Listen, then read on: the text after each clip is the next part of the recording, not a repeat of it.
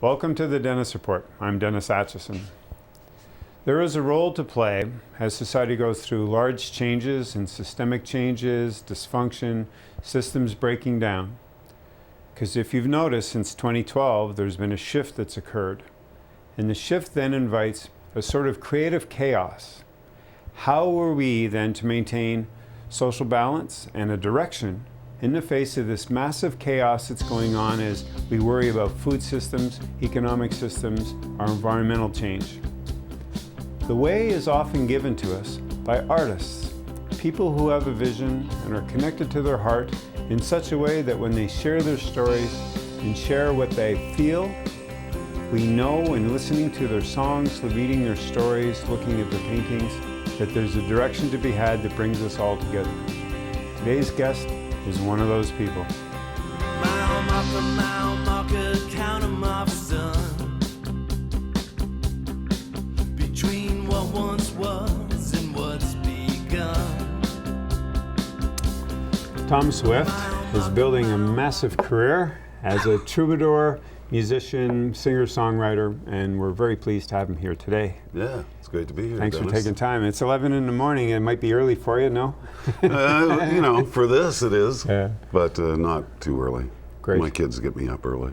Great. You know. That'll do it. Yeah. While we were waiting, as we were prepping for the show, you told a great story about that bracelet that you've got on. Yeah. So show the camera. Yeah, well, this bracelet, can you see it? Yeah. Here, this one. Use This one. Yeah, there you go. Yeah. I met a gentleman on a flight to Memphis about 3 years ago, and he was a blacksmith, and he had a beautiful bracelet on when we were talking, and he ended up, coming to all my shows, and this just arrived in the mail for me last week. So I mean, this is a little gift that he made this thing and sent it to me, so it's pretty sweet. It must have been a surprise when it arrived. It was a big surprise, yeah. So I definitely sent him a CD. Yeah, and why were you down in Memphis? What was that for? I was representing Atlantic, Canada at the International Blues Challenge. Yeah. Yeah. Blues Challenge is like a competition of some sort? It was a little wacky that way. Yeah. But there were artists from all over the world there. And every state was represented. They have their own blues society. And you had a certain time frame to play, like your set was so long, and you couldn't go over that time frame, or they, gave you demerits or something. Sounds antithetical. Yeah, it was a little weird that way, but I mean, overall, it was just a celebration of the music genre. Exactly. And being in Memphis, it has such a rich historical. Yeah, it's got a past, vibe. Yeah, with music. So. And you'd be in the mix with all of the others, so a great gathering that way. Yeah, I heard a lot of great stuff. Yeah. Any you can share? Any stories you can share? No, not going to do that. I thought that was just Vegas. No, my brother was there. Michael was with me, and we just had a really great time. Yeah. I had been there a few times before. Michael had never been there, so it was pretty sweet. Went to Graceland, did everything. Really? Yeah. Oh, wow. It was awesome. It's kind of fun to be a tourist. It is. Like all the other times I've been down there, I just kind of was, I was just doing my thing. Yeah. And I never really did much, but we went to Sun Studios, and, that's where Johnny Cash, and What was that like? it was awesome. Amazing. Is it a big studio, small studio? No, it's just a tiny little thing. Yeah. And all that great music came out. Back in the days where you could record a song and that afternoon it'd be a #1 hit. Yeah. So Elvis and Jerry Lee Lewis and all those guys came out of that area. As you move it back to Atlantic Canada, there's a lot going on in the music world in Atlantic Canada. It's like I don't know if I want to call it a rebirth, but something juicy's been happening a lot. So, from my perspective, it's always been. That's it. It's not really a rebirth. It's always been there. Yeah, rumbling under your feet, so to speak. But something has shifted, though, the past 10, 15 years, whether it's the ECMAs helping draw attention to it, whether it's the smaller studios starting to pop up. That's why I jumped to that, because you talk about Sun Studios, and it was a certain scale and had a certain vibe to it. Right. And it seems like it's not too much of a reach to say almost the same thing is happening in Atlantic Canada with those production studios popping up. And yeah, there's a lot of them. Yeah. There's a lot of them. You know, me growing up in Macadam, then moving to Fredericton and spending a lot of time there. And it was a natural thing for me to just kind of move to Halifax. It's a little bigger spot. Yeah. And it seems like a lot of artists just kind of make their way there. Yeah. Maybe because there's a little bit more work, maybe it's a kind of a big city feel there. Yeah. For example, like right now I'm producing some music for Veterans Affairs. Really? You know, like that is a gig that I just go to the studio and be creative and hire musicians to do this work. So, you know, there's more and more of that stuff going on. Nova Scotia film industry has taken a big hit just lately.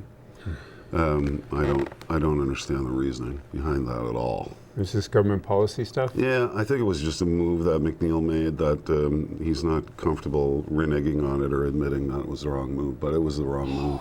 Was that the kerfuffle about a year ago with changing some of the tax credits? Yeah. And it Yeah, really took all impacted the industry. And the industry absolutely. created a lobby around it. Absolutely, And it got was not a good thing. oh my. Yeah. Because Nova Scotia was kind of considered a movie production East Absolutely. Coast compared Absolutely. to BC.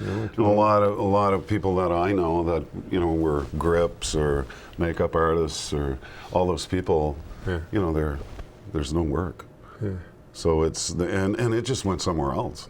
You know, it's going to go Yeah, somewhere they'll else. find another place. Right. Which it's not tied to music, but it is tied to music business. So it's one of those narratives that needs some massaging at some point. Is at what point does government stop subsidizing things so that they can run on their own? I'm Right. mainly thinking a big industry here, but Right. you know, movie business and music business maybe is related to it. I believe so, yeah. And at some point, when can it just run on its own? Or will that day ever come and they're just completely integrated now? So movies will go where there's the best tax credit. Call centers will go where there's the best tax It's credit. good business. And then- millions and millions and millions of dollars. Yeah. You know, there's tons of folks that have raised their kids and, you know, contributed to the community and their community. Yeah. You know, by working in that industry, you know, they're all paying bills. And Yeah. So it keeps things flowing that way. There is a fine line for sure. I know when New Brunswick came out with the New Brunswick Sound Initiative a number of years back, Yep. when I was playing in the Hot Toddy Trio group based out of Fredericton.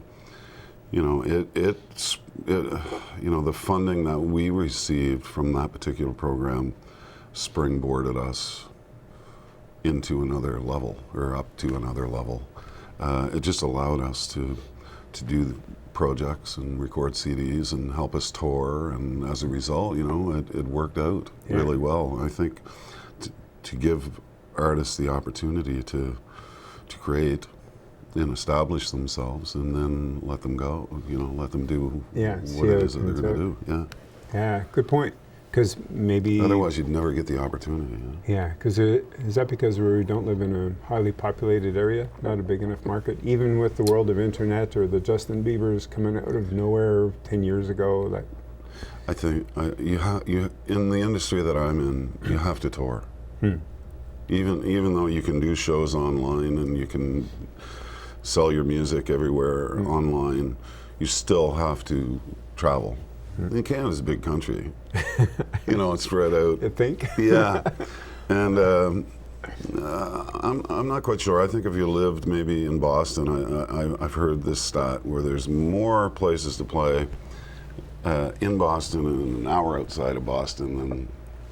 All of Canada? Yeah, right. Like 300 and 400 venues in Canada, Right. and Right. 300 or 400 be within 60-mile Right. radius of Boston. Right.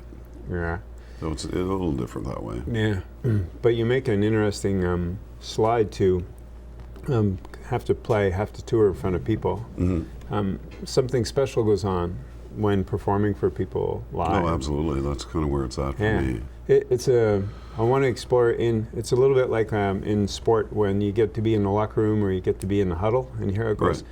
Can you walk us through a little bit what it's like for you when you perform in front of people? Because they would get that sense of, from your perspective, rather than always seeing Thom up on stage doing his thing and looking like he's in pain when he's sliding up and down on his guitar, right? But for you, the prep and then to feel, is it 3 minutes in when you start to feel the audience's energy coming back to you? Is it right away when you know, we got this kind of house tonight? They're all different, Yeah. you know. But I think it's an accumulative thing, you know. Like I started playing music when I was just little. So I mean, it's all those years kind of culminating into where I am now. Yeah. And you know, I'm nervous before every show. I think that's a good thing, you know, because I don't want to become too complacent. Yeah.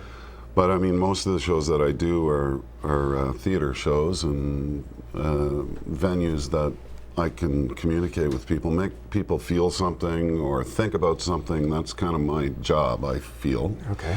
And it's when I get out there, it doesn't take long before I relax and just do my thing. And I guess the way that I've done it is it's been pretty personal, you know? Yeah.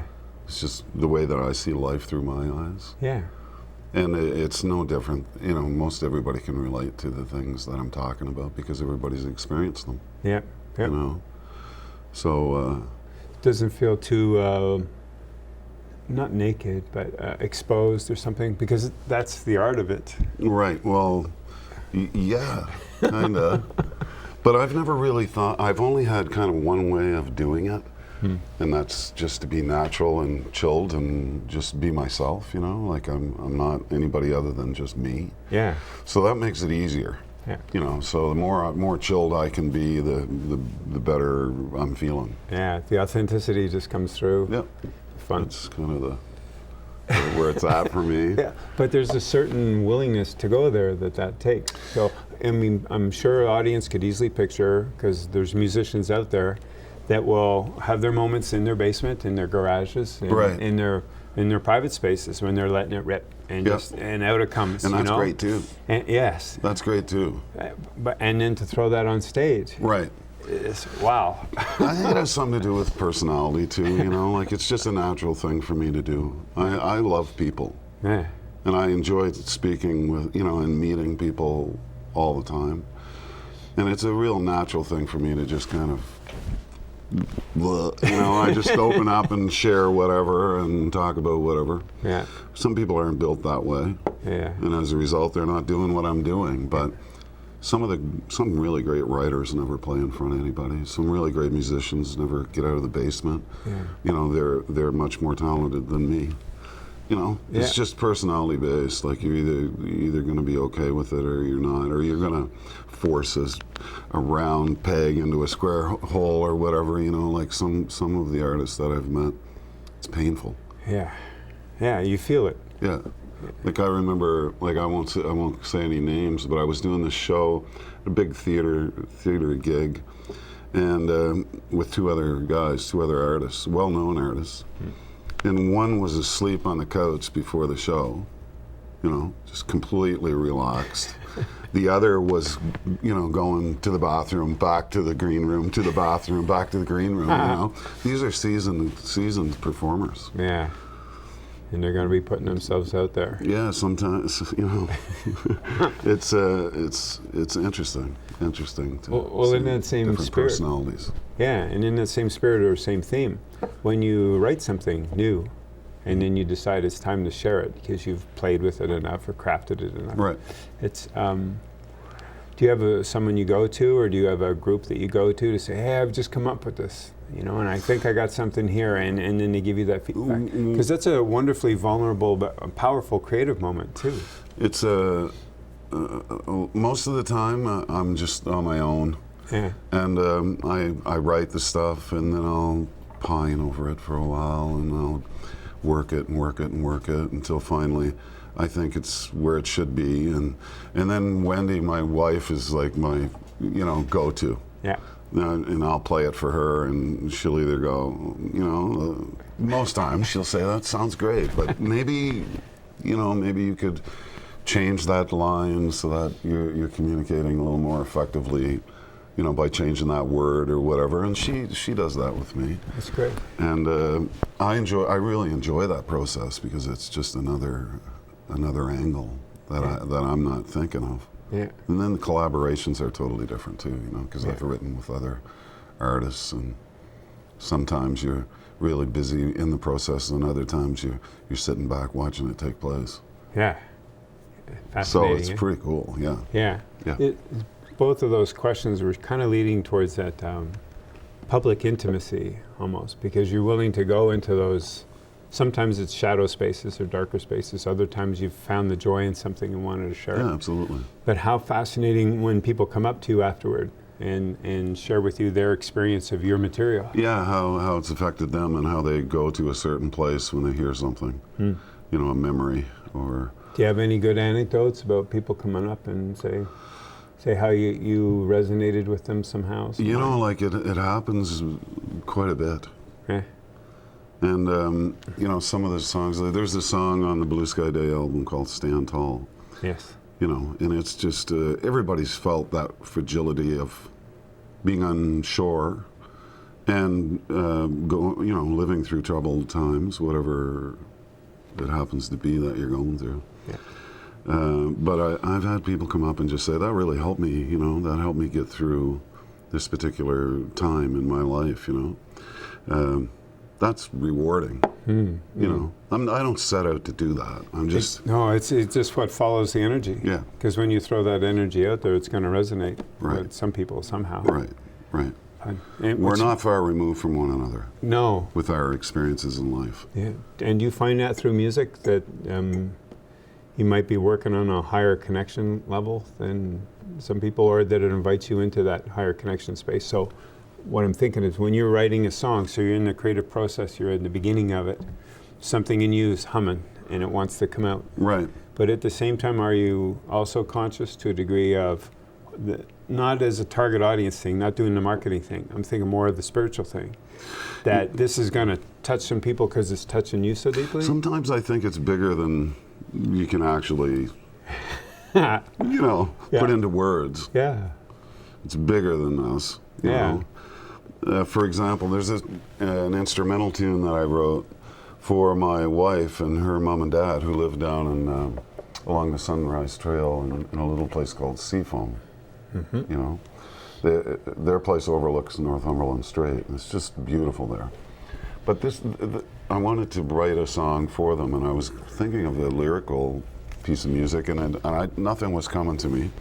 So it just ended up as an instrumental, but it was a genre of music that just I didn't know anything about, you know, and it just fell out of me. It just fell out of me. I didn't even know where it came from, and it baffled me. Where did that come from, you know? Yeah. And so this is a story, so it's take a couple of minutes, but... It's good. It's kind of a Celtic flavored thing, you know. Anyway, my brother calls me, and I was on tour somewhere. Michael called me, and he said, I just found out where our great-great-grandparents are buried. Whoa. And I said, really? And he said, yeah, it's about, you know, 25 minutes from my house in Sussex. So he said, on your way home, why don't you just stop in and I'll take you out there and you can check it out. So I stopped in and I jumped in the car and we headed out towards Fundy National Park. And he pulled the car off the side of the road, and I said, Michael, I've been here before. And he said, really? I said, yeah, I used to stop in here. Like, I actually stopped because I had to relieve myself. And I noticed it's a little graveyard. And so I went through the woods a little bit, and sure enough, it was the most peaceful, beautiful little place. And from that point on, I would always stop there. If it was a beautiful sunny day, I would stop and I'd go lay in the grass there. You know, just kind of, just to chill out for a few minutes, you know, and just because I was always going or coming from somewhere, and this little spot became my little refuge, you know, where I just chilled out. Some people may think I'm out of my mind, but you know, I was unaware that my great-great-great-grandparents were buried only just a few feet from where I was laying. You know, for a number of years I was going in there, and there they were, laying there. You know, so they came from Sligo, Ireland, and they got a chunk of land in a place called Swift's Mountain in that area. and this is all, you know, I find this out afterwards, and then it struck me, you know, that's where that song came from, because a guy wanted me to go to Ireland to do a tour, and I was telling him that story, and he said, well, what part of Ireland are you from? And I said, well, the northern part, like up Sligo area. And he goes, oh, they're known for their poetry and music. So one of the last times I popped in there, I just grabbed my guitar, I went over and played the tune on their gravesite for them. Yeah. And it all made sense. Yeah. So that's an example of something being way bigger than we can get our heads wrapped around. Yeah. Yes. And So- it starts with you listening to something other than how we normally listen, or you have a Yeah. different level of awareness going on. Or me just being this, Present. yeah, me just being there and being, I guess, it didn't have anything to do with me being open-minded or anything. no, it just happened. It you comes know? from somewhere It just else. happened. Yeah. So you can't really explain things like that. There's a lovely book by Paulo Coelho called Aleph. Mm-hmm. And he talks about spaces where you transcend where you are in that moment and something else is happening if you can tune your vibration or awareness into it. Right. In his novel, based on real life experience actually, it was one of his first ones that was closer to autobiographical. Mm-hmm. He was regressing to past lives for those that are willing and want to go there. Right. Because there was something unresolved from 300 or 400 years before. I mean, come on, it's bigger than It's fascinating what we're aware of. if we're willing to open up to Oh, that, absolutely. how much we're all connected, or Richard Bach's stuff on parallel universes all at the same time. And there may be many things like that happen in a person's life. Yeah. But we're so busy and we're so maybe disconnected because of this, that, or the other thing. We're so busy, and life is so busy and moving so fast now Yeah. that maybe we just don't recognize them, you know? Yeah, and that's But where I'm a firm believer in everybody experiences that. yeah, and there's the power of music or vibration through music. There's this lovely clip by Dr. Sue Morter teaching how the heart's power is 50 times greater than the brain's for sensing environment around you. And she'll do the guitar analogy. Say if there's a guitar in this corner of the room and a guitar in that corner of the room, and they're in tune with each other. You pluck the D string on this guitar, that guitar is going to vibrate. Right. The heart is an instrument The that can be same. tuned. Right. Your music is a way of transcending all the gaps and differences to let people find their Right. resonance with each other. My wife is into yoga and meditation and whatnot too. She got so- you doing yoga yet? Not yet. Not yet. Sorry, had but to believe interrupt. me, I really should be. But I haven't embraced it yet. Yeah. Sorry, I Right. interrupted. Keep going. So No, she's no, into no. yoga But and I mean, that's meditation. one way of getting there too. You know, just hearing your own heartbeat, and we try to get the kids out of the city as often as we can Yeah. to just allow that to take place. Yeah. You know, You'd be an interesting cat to be doing Om with, Om. yeah. Well, I mean, Hold that there's- note. Yeah.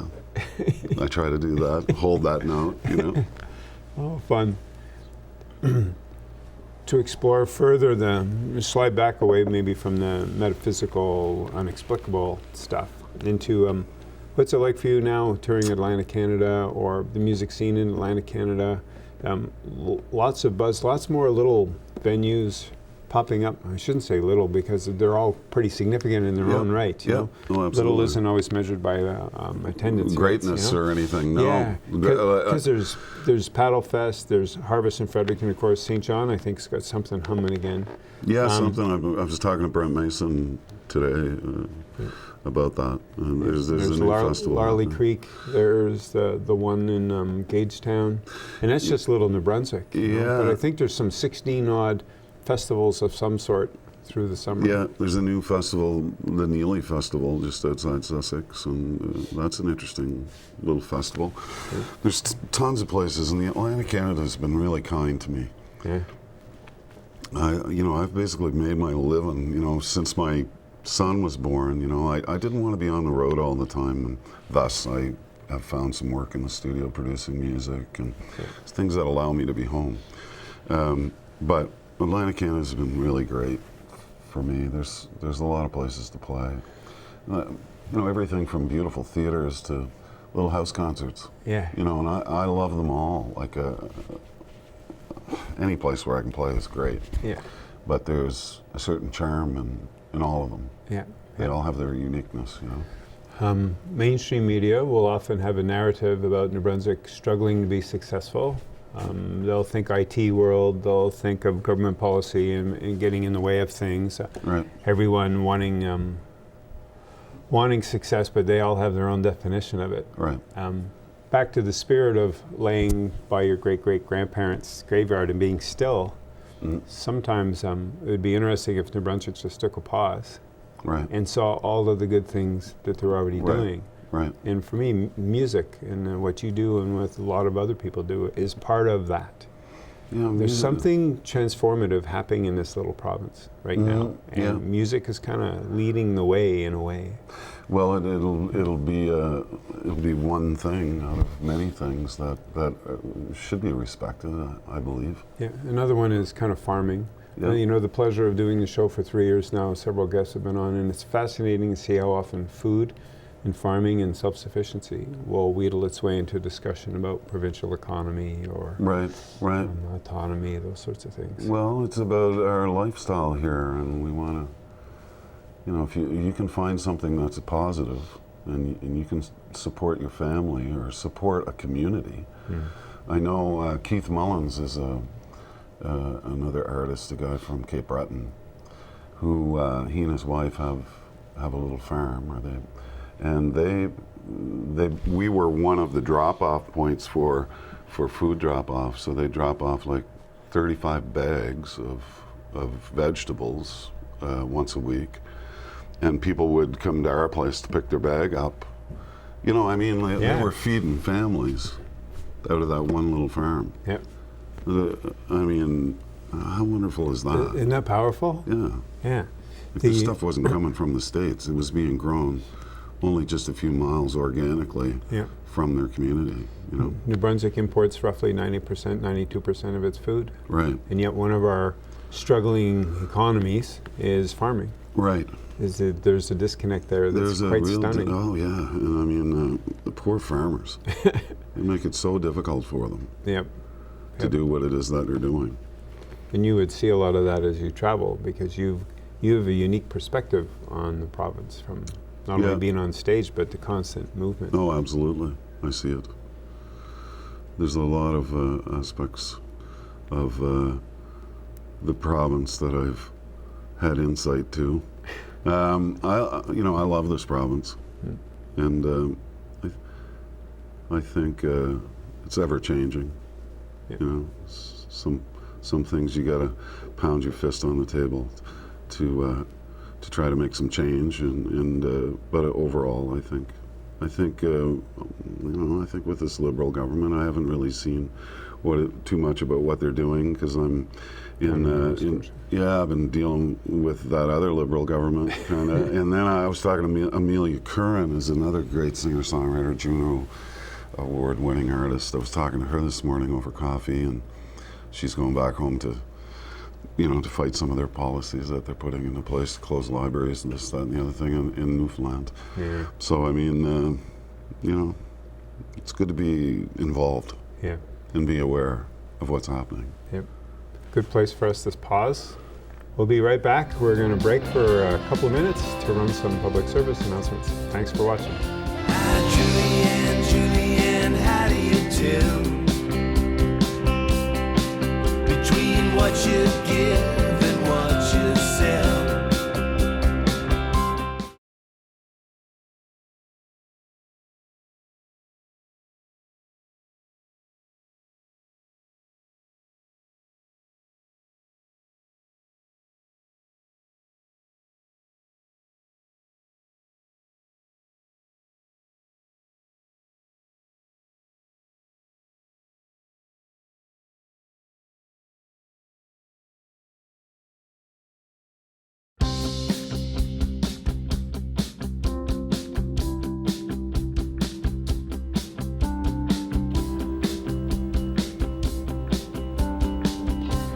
We're here today with Thom Swift, musician, singer, songwriter, and thoughtful soul, actually. So far, so good. When we left, you were talking about some of the interaction between artists and political change and happiness with the area that you live in, because You guys have a unique experience of community. Right. And also you communicate in a way that's very different from trying to win, like a politician might want to win their point, or an industrialist might want to win their point so Right. they can get the policy change. You're more in the gaps where all the pieces come together. Do you see on your horizons, or from your perspective, where there's a shift is going to occur? What I'm thinking of is a lot of stuff has changed since 2012. You can tell systems are breaking down. Something new needs to be created. And in that lovely chaos of the unknown, of what's coming for the next 20 years, artists tend to show us the way. Right. Do you have any sense of that from your tribe that you run with, or from your own work and in feedback back from people, that you're speaking to a happier, more connected place, and that's the way we need to go? Yeah, I don't know. You know, we're all affected by our age too. You know what I mean?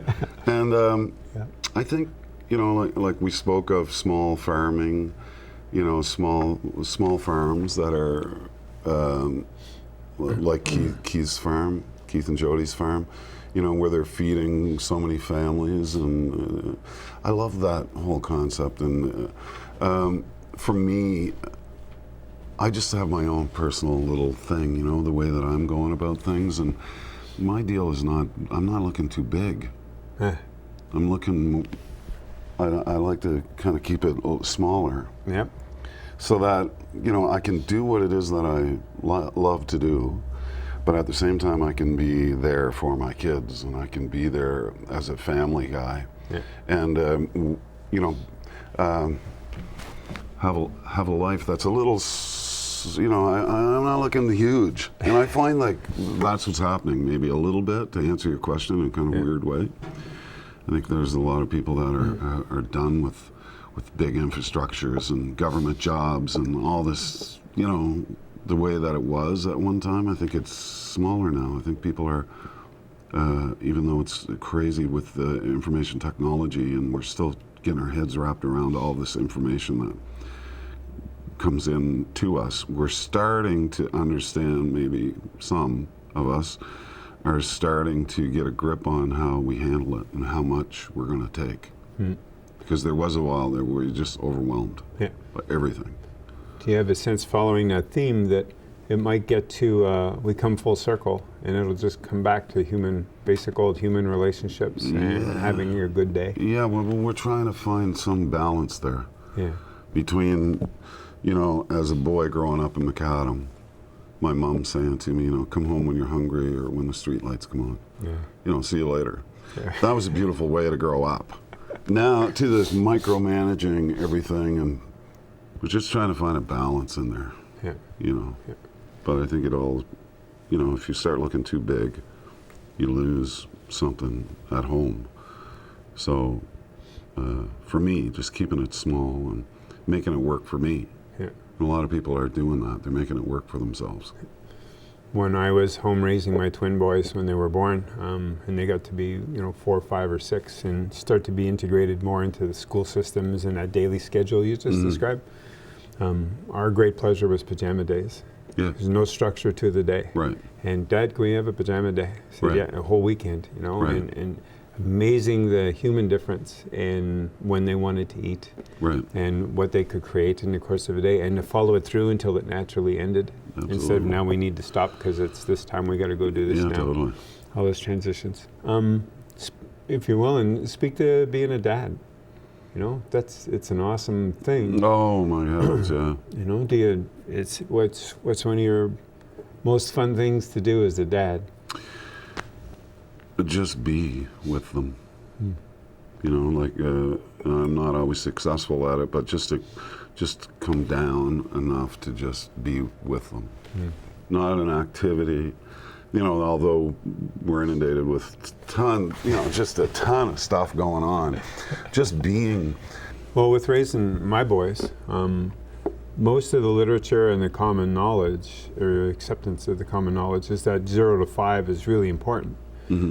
But something's been missing for men in general in society and society's narrative. It's not been an easy 50 years for men. Right.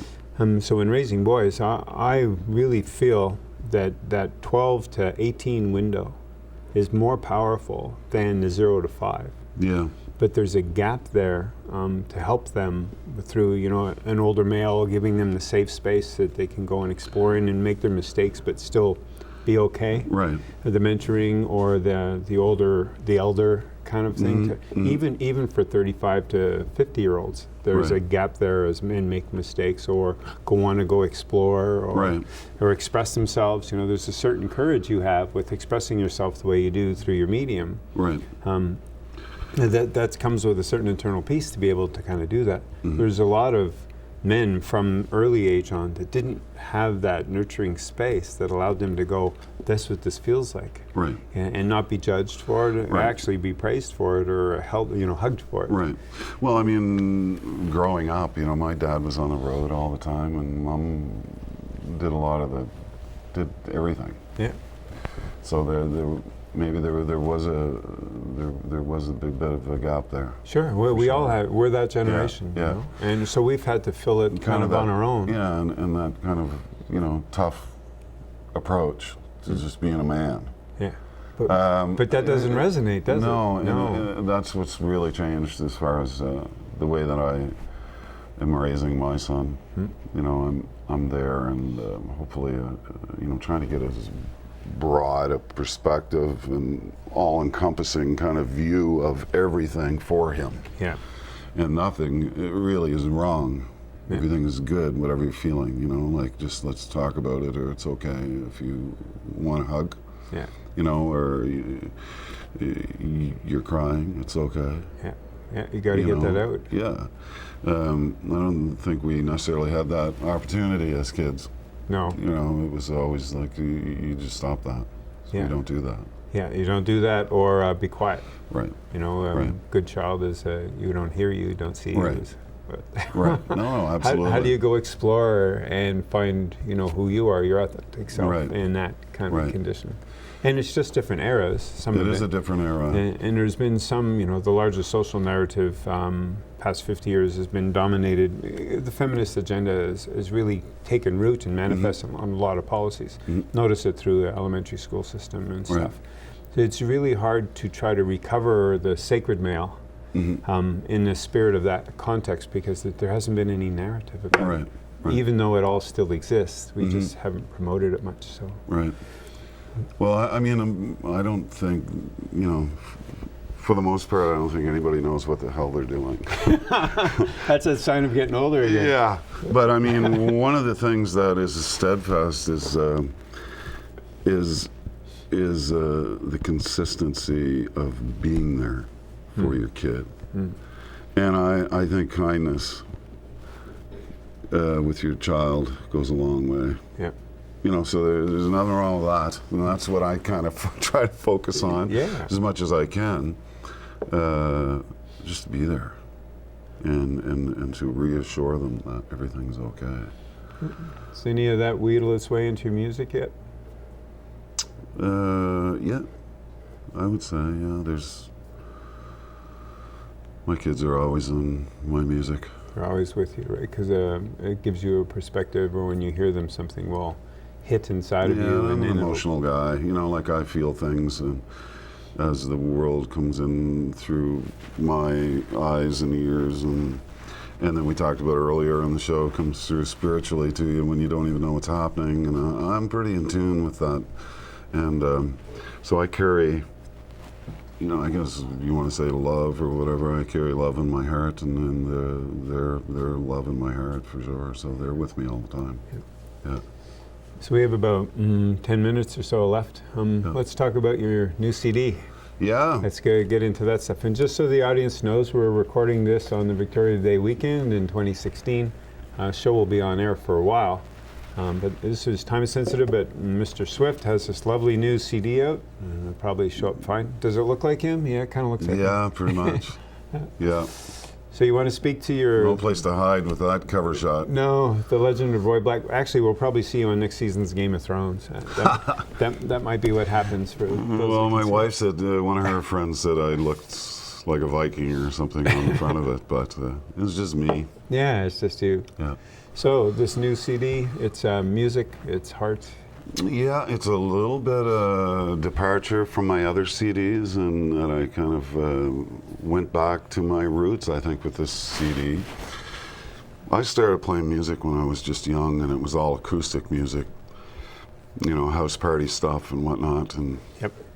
a lot of my CDs have had drums and electric guitars, and I just went back to acoustic instruments. And Tom Easley, who I played in Hot Toddy Trio with, is a wonderful upright bass player. Just he and I just kind of built the foundation of the album together, you know, over a couple of weeks, you know, once I had it all written.